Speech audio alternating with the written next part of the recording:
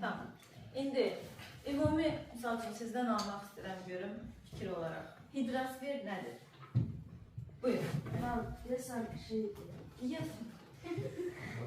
ben atmosferin Uşaqlar, hidrosfer nədir? oksijen Hidro nədir? Su. okyanus Su altında. Dur ayağı dinlə.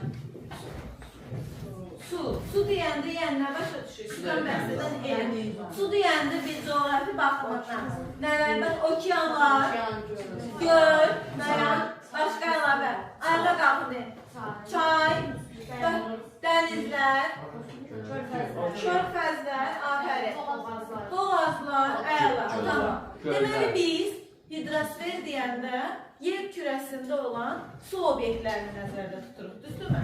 Tamam. Bu su obyektləri materiklər üzrə, qitələr üzrə fərqli paylanmışdır və materiklər qitələrin üzərində olan su obyektləri quruçulara adlanır və bugünkü günümüzdə biz Asiyanın daxil suları, yəni Asiya qurucusunda olan suları, çayları, gölləri öyrənəcəyik. Və bunu Asiyanın daxili suları haqqında ümumi məlumat verib, Asiyanın deməli